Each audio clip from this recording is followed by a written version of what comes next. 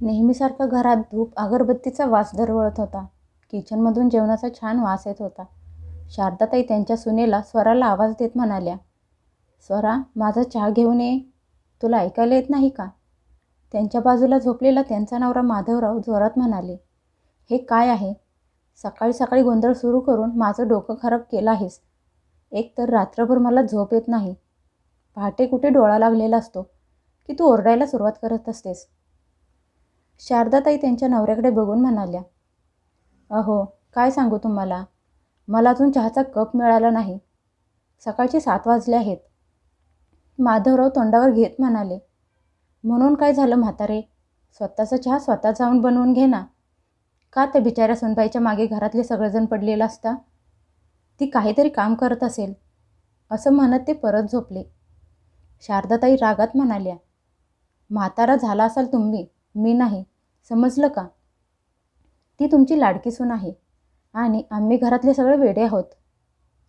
माधवरावनी रागात तोंडावरून काढलं आणि म्हणाले, तुला जे करायचं आहे ते बाहेर जाऊन कर. इथं माझ्या कानाजवळ बसून ओरडू नकोस. तेवढ्यात बाहेरून त्यांच्या मुलीचा स्वातीचा आवाज आला, अगं वहिनी, वहिनी कुठे आहेस तू? तुला माहीत आहे ना, मला योगा केल्यानंतर लिंबू पाणी पाहिजे असतं आणि अजूनपर्यंत. असं बोलता बोलता ती थांबली, कारण स्वरा तिथे नव्हती. मुलीचा आवाज ऐकून तिची आई पण हळू चालत खोलीतून बाहेर आली आणि म्हणाली, काय झालं स्वाती? सकाळी सकाळी का ओरडत आहेस? स्वाती सगळीकडे नजर फिरवत म्हणाली, आई, तुला माहीत आहे का वहिनी कुठं आहे? कधीपासून आवाज देत आहे, कुठं दिसतच नाही. योगा करून अर्धा तास झाला, तरी पण अजून मला लिंबू पाणी मिळालं नाही. तिची आई म्हणाली, अगं खोलीत जाऊन बघ. तिच्या खोलीत असेल, कुठं जाईल? नाहीतर वरती टेरेसवर कपडे वाळत घालत असेल. स्वाती तोंड वाकडं करत म्हणाली, हो, जाऊन बघते. माहीत नाही कुठले नवीन नाटक सुरू केलं आहे.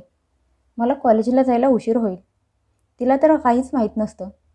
असं म्हणत ती टेरेसवर गेली. थोड्या वेळात खाली आली आणि म्हणाली, आई, वहिनी तिच्या खोलीत आणि घरात कुठेच नाही. तेवढ्यात तिथे त्यांचा धाकटा मुलगा राहुल आला आणि म्हणाला, आई, वहिनी कुठं आहे? तिने अजून मला प्रोटीन शेक दिला नाही. मला इन्स्टिट्यूटमध्ये जायचं आहे. स्वाती म्हणाली, अरे दादा, सगळे घरात शोधलं, वहिनी घरात कुठेच नाही.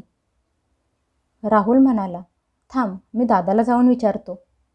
स्वाती आणि राहुल त्यांच्या मोठ्या भावाजवळ विनोदजवळ गेले आणि त्याला झोपेतून उठवत म्हणाले, दादा, दादा उठ ना, वहिनी घरात कुठंच दिसत नाही. तुला माहीत आहे का कुठं गेली आहे? विनोद झोपेतून आळस देत म्हणाला, अरे मला माहीत नाही ती कुठं गेली आहे. असेल इथेच कुठेतरी, कुठं जाणार आहे? स्वाती रागात म्हणाली, माहीत नाही दादा, मी वहिनीला सगळ्या घरात शोधलं, ती घरात कुठेच नाही. माहीत नाही कुठं गेले आहे. सगळे लोक हॉलमध्ये जमा झाले आणि विचार करायला लागले की काय करायचं. स्वरा नक्की गेली कुठं? सगळ्यांचा आवाज ऐकून माधवराव वॉकर घेऊन हळूहळू चालत बाहेर आले आणि म्हणाले, काय झालं? स्वरा अजूनपर्यंत सापडली नाही का? त्यांची बायको म्हणाली, तुमची सून अजूनपर्यंत सापडली नाही. माहीत नाही कुठं जाऊन बसली आहे. माधवराव सुनेची काळजी करत म्हणाले, कुणी तिला फोन केला का नाही? स्वाती म्हणाली, हो बाबा, मी तिला फोन केला होता, पण तिचा फोन घरातच आहे. माधवराव काळजी करत म्हणाले, माझी मुलगी कुठं गेली काय माहीत. तुम्ही सगळे तिच्या मागे हात धुवून लागलेला असता. ते त्यांच्या मुलाकडे बघून म्हणाले, विनोद, तू पण काही कमी नाहीस तिला त्रास देण्यात. ते त्यांच्या मुलीला म्हणाले, काल तिच्याशी भांडताना तुला काहीच कसं वाटलं नाही? भांडताना विचार केलास का की ती तुझी वहिनी आहे? स्वाती म्हणाली, बाबा, माझी काय चूक होती? मी काय चुकीचं केलं होतं? तिला का माझ्या मैत्रिणींच्या बाबतीत जाणून घ्यायचं होतं? माझ्या फ्रेंडला का भेटायचं होतं? मी बॉयफ्रेंड बनवेन नाहीतर गर्लफ्रेंड बनवेन, तिला काय फरक पडतो? मी 20 वर्षाची आहे. तिला माझ्या आयुष्यात बोलण्याचा काहीच अधिकार नाही. माधवराव काही बोलणार तेवढ्याच स्वरा हातात एक टोपली घेऊन बाहेरून येताना दिसली. त्यात पूजेची फुलं आणि सामान होतं. आज स्वरा छान तयार झाली होती. तिने गुलाबी रंगाची साडी नेसली होती आणि केसात गजरा घातला होता. तिला असं तयार झालेलं बघून तिची सासू म्हणाली, आज ना तुझ्या लग्नाचा वाढदिवस आहे ना तुझा, मग एवढी नटून ठटून कुठं गेली होतीस? कुणाला भेटायला गेली होतीस? स्वरा तिच्या सासूकडे बघून म्हणाली, आई कुठे नाही, मंदिरात गेले होते. इच्छा झाली होती म्हणून तयार होऊन गेले होते. आई तुम्हाला आठवतं का, लग्न झालं तेव्हा विनोद रोज मला गजरा आणून द्यायचे आणि मी तो केसात माळत असायचे. पण नंतर हळूहळू त्यांनी सगळं बंद केलं. त्यांनी आणायचं बंद केलं आणि माझा घालायचा बंद झाला. तिची सासू रागात सुनेकडे बघून म्हणाली, चल चल ठीक आहे, हे सांग माझा चहा अजूनपर्यंत मला का दिला नाहीस? स्वरा म्हणाली, आई तुमच्या खोलीत जाऊन बघा, तुमच्या उशीजवळ चहा आणि बाबांचं पाणी झाकून ठेवलं आहे. स्वातीताई तुमचं लिंबू पाणी बनवून किचनमध्ये ठेवलं आहे. आणि राहुल भाऊजी तुमचा प्रोटीन शेक तुम्ही व्यायाम करत होता म्हणून तिथेच ठेवून गेले होते. विनोद स्वराला म्हणाला, आज अचानक तू मंदिरात एवढी नटून थटून का गेली होतीस? स्वरा हसून म्हणाली, या घरात मला येऊन 2 वर्ष झाली आणि मी बघत आहे, या घरात सुनेला काहीच इज्जत नाही. तिचा मानसन्मान करत नाहीत. मी विचार केला, या घरात सगळे स्वतःला टाईम देतात, मग मी पण आजपासून स्वतःला टाईम द्यायचा ठरवलं आहे आणि त्याची सुरुवात मी मंदिरात जाऊन केली आहे. स्वराचं बोलणं ऐकून राहुल म्हणाला, वहिनी हे काय नवीन नाटक सुरू केलं आहेस? अचानक घरातली कामं सोडून हे का? स्वरा राहुलकडे बघून म्हणाली, भाऊजी पहिली गोष्ट, मी माझी कुठलीच कामं सोडली नाहीत आणि दुसरी, मी या घरची कामवाली नाही. मी असं बोलले नाही की मी घरातली कुठलीच कामं करणार नाही, त्यामुळे तुमच्या मनाला येईल ते बोलू नका. विनोद स्वराजवळ येऊन म्हणाला, पण स्वरा अचानक का? कमीत कमी घरात कोणाला सांगून तरी जायचं होतंस. स्वरा घरातल्या लोकांकडे बघून म्हणाली, काय सांगून जाणार होती आणि कुणाला सांगून जाऊ? मी फक्त मंदिरात गेल्यावर तुमच्या सगळ्यांची ही अवस्था झाली आहे. तर जरा विचार करा. तुम्ही मला बाय न बोलता ऑफिसला निघून जाता. भाऊजी न सांगता बाहेरून जेवण करून येतात. ताई मला न सांगता बाहेरून जेवण ऑर्डर करतात. आई मला न विचारता घरात कुणालाही घेऊन येतात आणि मला त्यांची सेवा करायला सांगतात.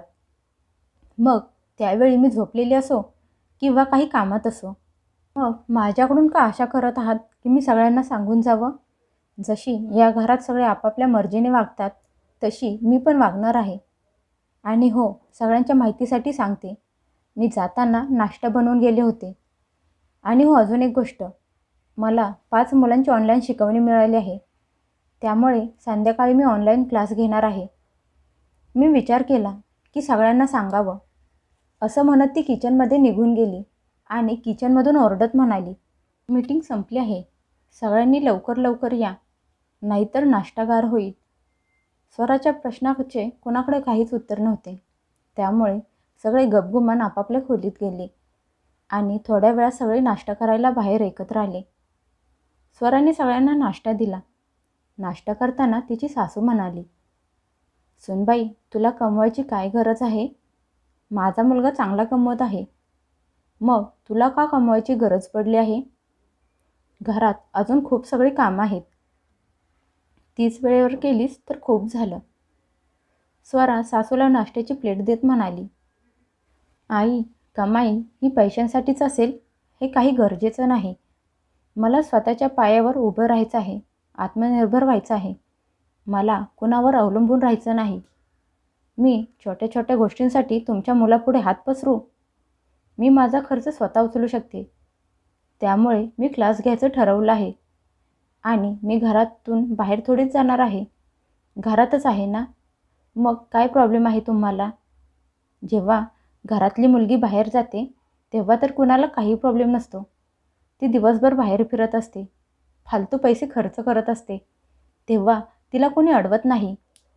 मग मलाच का? स्वराने सगळ्यांना प्रश्न केला. थोडा वेळ सगळे शांत बसले. तिचे सासरे तिच्याकडे बघून म्हणाले, स्वरा बाळा, मी तुझ्यासोबत आहे, मी बघतो तुला कोण थांबवतं ते. शारदाताई नवऱ्याकडे रागात बघत म्हणाल्या, मी थांबवणार. आणि मग सुनेकडे बघून म्हणाल्या, पोरांना जन्माला घाल आणि त्यांना सांभाळ, त्यांना शिकव. सासू सासऱ्यांची सेवा तुझ्याच्यानं होत नाही. आणि निघाली मुलांना शिकवायला. चल गरम चहा बनवून आण माझ्यासाठी. स्वरा किचनमध्ये जाता जाता म्हणाली, माझ्या बोलण्यात कुठे कमी राहिली ते तुम्ही मला एवढ्या गोष्टी ऐकवत आहात. आणि तसंही मी मुलांकडून ॲडव्हान्स घेतला आहे, त्यामुळे आता नकार देऊ शकत नाही. स्वाती नाश्ता करता करता म्हणाली, वहिनी तू किती ॲडव्हान्स घेतला आहेस? स्वरा म्हणाली, एका मुलाचे मला 2,000 मिळत आहेत आणि माझ्याजवळ 5 मुलं आहेत. मी आठवडाभर अगोदर त्यांना शिकवलं. त्यांना माझं शिकवणं समजलं म्हणून मग त्यांनी माझ्याकडे क्लास लावला. स्वाती चकित होऊन म्हणाली, वहिनी तू कधी त्यांची शिकवणी घेत होतीस? स्वरा म्हणाली, आठवड्यापूर्वी. स्वाती म्हणाली, घरात कुणाला काहीच कसं समजलं नाही? कसं केलंस तू हे सगळं? स्वरा म्हणाली, संध्याकाळी 5 ते 7 क्लास असतो. मी 5 वाजता चहा बनवून माझ्या खोलीत जाते. रात्रीच्या जेवणाची तयारी पण करून ठेवत होते, म्हणजे कोणाला काही कळू नये. मी विचार केला, अगोदर फायनल करावं, मग घरात सगळ्यांना सांगावं. पण मला माहीत होतं हे ऐकून घरात कुणीही खुश होणार नाही. स्वाती उठून किचनमध्ये गेली आणि म्हणाली, अगं वहिनी मी तर खूप खुश आहे. तू खूप छान काम केलंस. अजून एखादी जागा आहे का? मी करू शकते का? राहुल स्वातीला टोमणा मारत म्हणाला, बघितलं का वहिनी, स्वतःच्या फायद्यासाठी लगेच तुझ्याजवळ गोड बोलत आले आहे. स्वरा नंदेकडे बघून म्हणाली, आत्ता रिकामी जागा नाही, झाली की मी तुम्हाला नक्की सांगेन. तिचे सासरे म्हणाले, नाश्ता करून झाला असेल तर आपापल्या कामाला जा. स्वाती आता तुला कॉलेजला जायला उशीर होत नाही का? स्वातीने घड्याळाकडे बघितलं आणि म्हणाली, अरे बापरे, खूप वेळ झाला. वहिनी मी निघते. स्वरा तिला टिफिन देत म्हणाली, ताई तुमचा टिफिन. आज तुमच्या आवडीची भाजी बनवली आहे. लगेच राहुल म्हणाला, वहिनी माझा टिफिन तयार आहे का? स्वरा म्हणाली, हो आहे. विनोद तुमचा टिफिन पण भरून ठेवला आहे, जाताना घेऊन जा. विनोद उठला, त्याची बॅग घेतली आणि ऑफिसला निघाला होता. पण नंतर मागे वळून किचनमध्ये आला आणि बायकोला म्हणाला, सॉरी यार, मी जबाबदारीमध्ये एवढा अडकत गेलो की तुझ्यासाठी पूर्वी करत असलेल्या छोट्या छोट्या गोष्टी विसरूनच गेलो. स्वरा त्याचा टिफिन त्याच्या हातात देत म्हणाली, हा घ्या टिफिन. तुम्ही विसरला होता आणि जे विसरून गेला ते विसरूनच जा. परत सुरू करायचा प्रयत्न करू नका. विनोद ऑफिसला निघून गेला. स्वराने पटपट तिची कामं आवरली आणि नंतर सासूच्या खोलीत जाऊन त्यांच्या पायांची मालिश केली आणि त्यांना औषधं दिली. दुपारच्या वेळी सासू सासऱ्यांना जेवण दिलं, स्वतः जेवली. नंतर 4:30 वाजता तिने रात्रीच्या जेवणाची तयारी करायला घेतली. चहा बनवला, सासू सासऱ्यांना दिला. 5 वाजता ती तिच्या खोलीत गेली आणि क्लास घ्यायला सुरुवात केली. तेवढ्यात मागून तिची सासू आली आणि म्हणाली, सुनबाई मला भजी खायची आहेत. स्वराने तिचा लॅपटॉप उचलला आणि किचनमध्ये आली. भजी बनवत बनवत मुलांना शिकवत होती. 2 मिनिटांचा ब्रेक घेऊन भजी सासूच्या खोलीत घेऊन गेली आणि सासूला चहा आणि भजी देत म्हणाली, आई आता मला काही काम सांगू नका, मला माझं काम करू द्या. असं म्हणत ती किचनमध्ये आली. तिचा लॅपटॉप घेतला आणि तिच्या खोलीत निघाली होती. तेवढ्यात स्वाती बाहेरून आली आणि म्हणाली, वहिनी प्लीज मला कॉफी बनवून दे ना. स्वरा माईक म्यूट करून म्हणाली, ताई तुमची तुम्ही बनवून घ्या, मला वेळ लागेल. असं म्हणत स्वरा तिच्या खोलीत जाऊन दार बंद करून परत मुलांना ऑनलाईन शिकवायला सुरुवात केली. 7 वाजता ती खोलीतून बाहेर आली. लगेच किचनमध्ये गेली. विनोद याच्या अगोदर जेवण बनवून तयार केलं. विनोद घरी आल्यावर त्याची आई म्हणाली, बघितलं का बाळा, तुझी बायको तिच्या कामात एवढी मग्न झाली आहे की तिला माझ्यासाठी भजी बनवताना पण जीवावर आलं होतं. हे ऐकून स्वरा म्हणाली, आई तुम्हाला भजी खायची होती तर अगोदर बोलायचं होतं. क्लास सुरू झाल्यावर बोलला होता.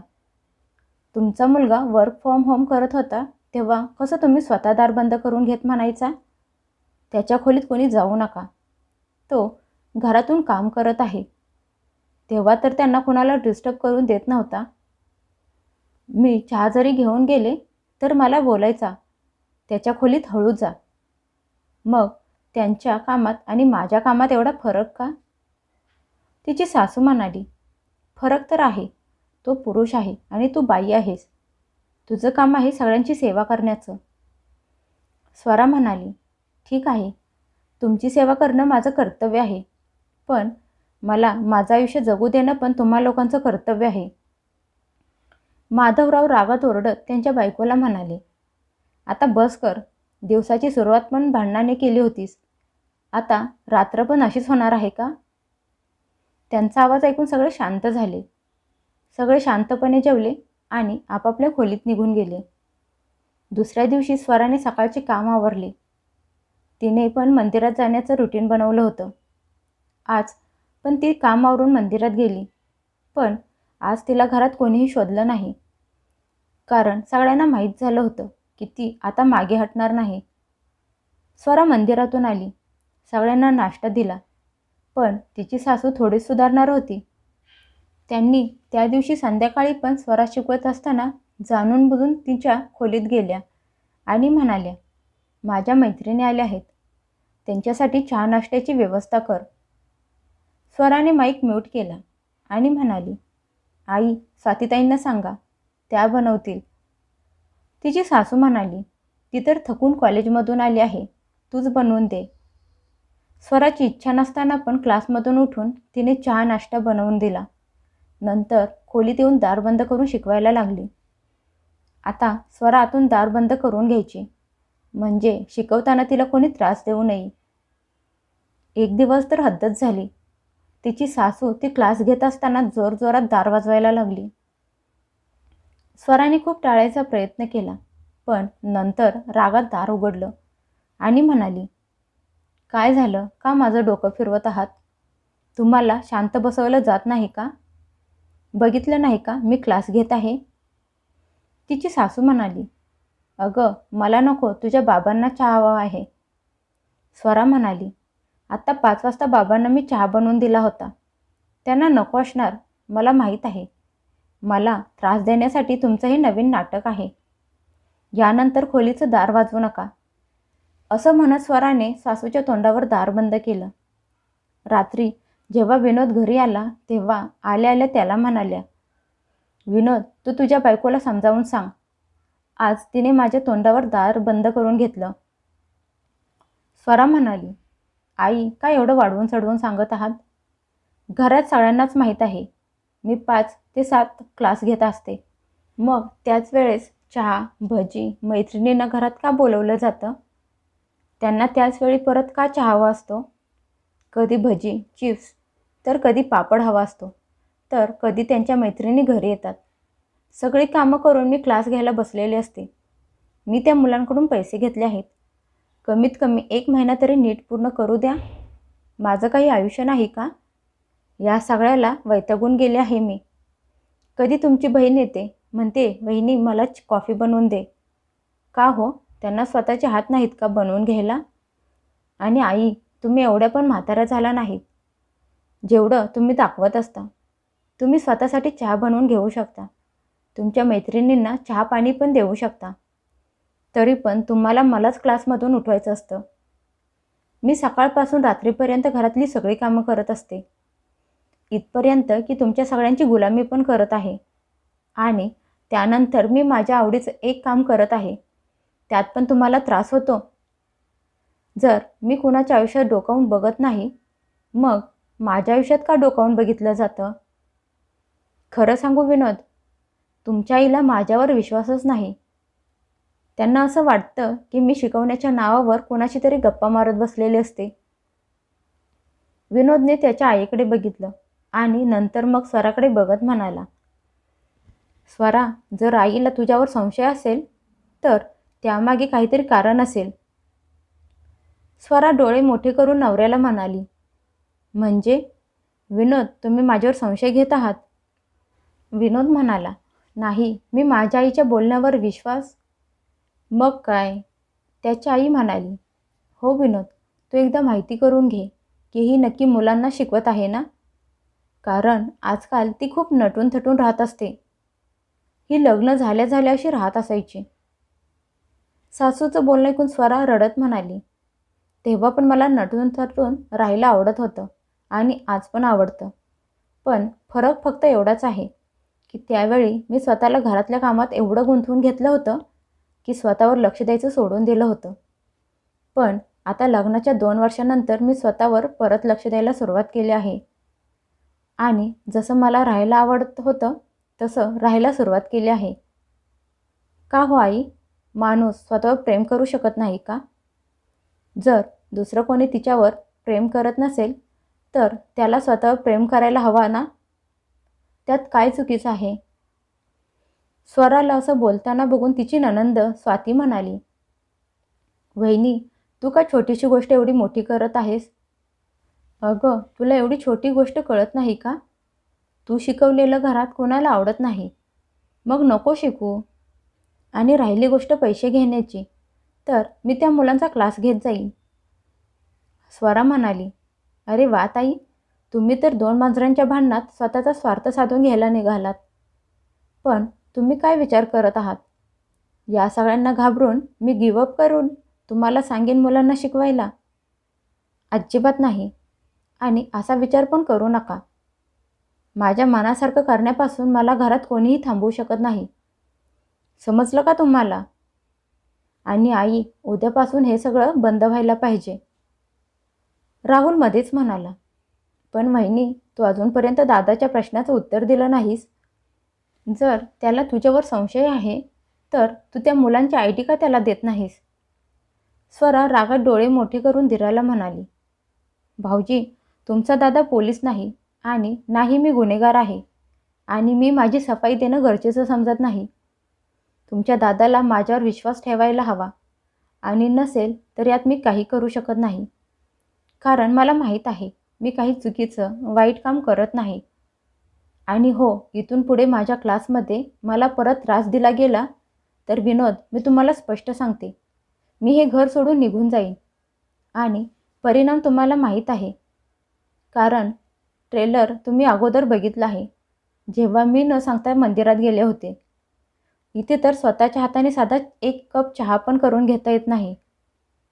तिचे सासरे स्वराजवळ वॉकरने चालत आले आणि म्हणाले, बाळा, तू काळजी करू नकोस. तुला जे काही करायचं आहे ते तू कर. सगळ्यांना काय बोलायचं आहे ते बोलू दे. तुला तर माहीतच आहे, जेव्हा रस्त्यावर हत्ती चालत असतो तेव्हा 100 कुत्री त्याच्या मागे भुकत असतात. मग तसंच काहीतरी समज. तिचे सासरे बायकोकडे बघून म्हणाले, खबरदार, जर आजपासून तू स्वराला क्लास चालू असताना डिस्टर्ब केलंस तर चांगलं होणार नाही. का म्हातारपणात स्वतःच्या पायावर कुऱ्हाड मारून घ्यायला लागले आहेस? मला मजबूर करू नकोस तुझ्यावर हात उचलण्यासाठी. आज त्यांचा राग बघून घरात सगळे शांत बसले.